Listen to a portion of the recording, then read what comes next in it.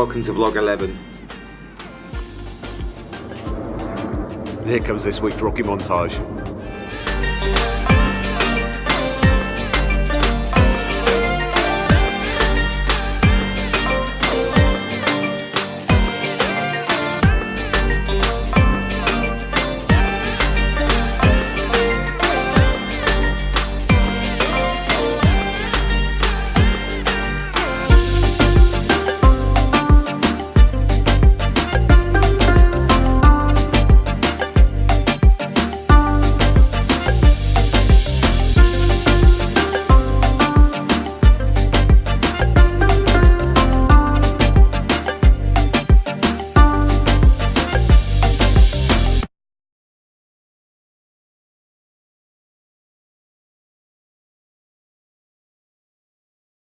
Strong and stable, strong and stable, strong and stable, strong and stable, strong, stable, strong, stable, strong, Stable.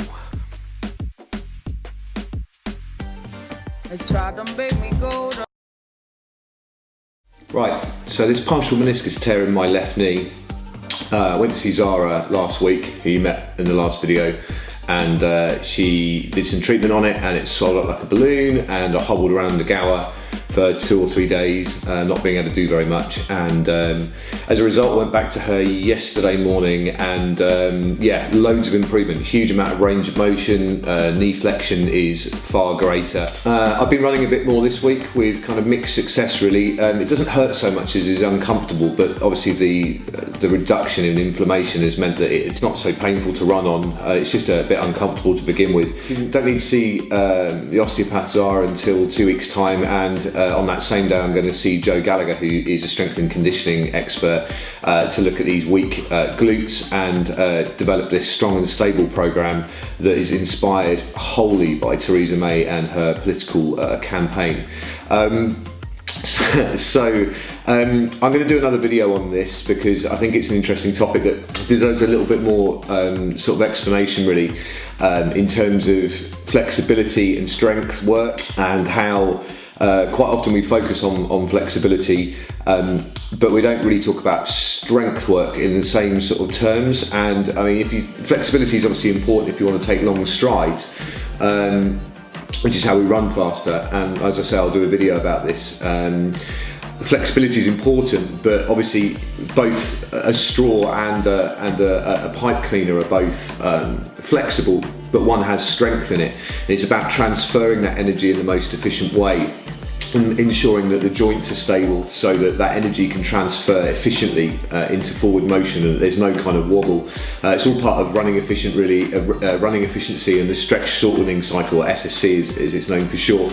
Again, this book that I referred to a couple of weeks ago, Steve Magnus's book, talks a lot in one of these chapters about running efficiency and biomechanical efficiency, and how it's important to have strong and stable muscles and tendons to kind of transfer that energy. Anyway, I'll do another video about that, a separate thing, maybe at some point next week, to kind of go into that in a bit more detail.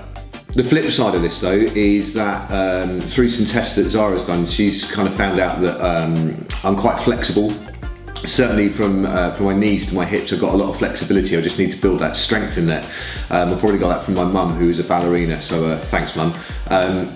So yeah, getting that flexibility is good. I'm pleased to find out that I have something going for me, but I just need to develop that strength in there to make sure that I don't injure myself by kind of not having that stability in there as well. So that's the focus really.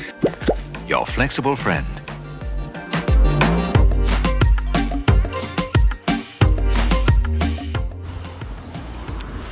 So I've sacked off tonight's TT. My legs feel sick, and it's been a long time since I've felt that sick feeling in my legs from working hard, so things are going in the right direction.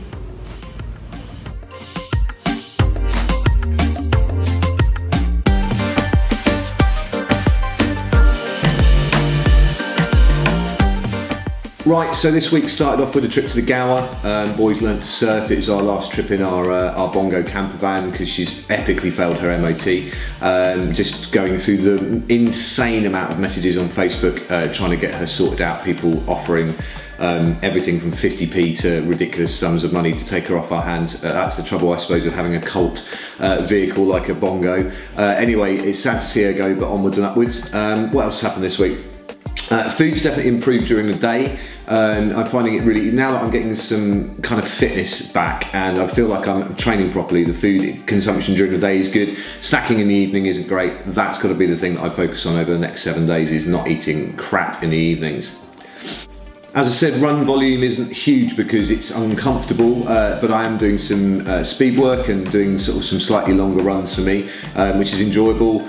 Ridden about 4 or 5 hours on the bike this week, doing some efforts to and from Bristol, which has felt really good. One of the contributing factors really to me having this kind of sick legs feeling, which is really nice. I like that feeling. And swimming, I missed a master session because we were in Gower, so I've only done 2 swim sessions this week. But you know, everything seems to be doing all right with the swimming as per usual. I think that volume I did a couple of weeks ago is helping. Even though I kind of have some, I've got tennis elbow apparently according to Zara, which she's working on. I've got a long old issue with my shoulder and my knee injury. Everything's kind of feeling quite positive at the minute. I've got a club race this weekend, and the open water lake might turn into a duathlon due to the tides. But I'm quite looking forward to getting out on the TT bike this weekend and running 5k, sort of seeing how much I can hold the 5k for. But other than that, that's fine. I'm going to do that short video explaining kind of stride length and strength and stability, SSC stuff over the next sort of 2 weeks, and post that separately. But all in all, I guess, you know, this is week 11 now, and I think, you know, it becomes quite scary when you realise how many weeks in you are and how few weeks you have left before a race. It kind of ticks by really quickly. So I think over the last few days I've been trying to work out whether I've been making progress.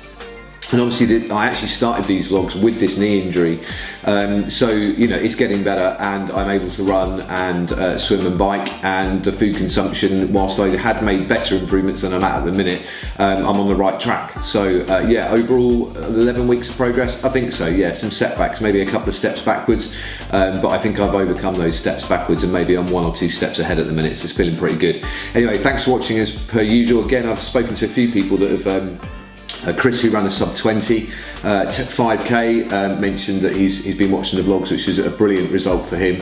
And Val was saying that he was doing 1 minute videos each day as a kind of video diary, which is really good to hear. So yeah, anything keeps you going really, and this is what's keeping me going. So I appreciate you kind of taking the time to send me messages and stuff. So thanks a lot. Have a good week.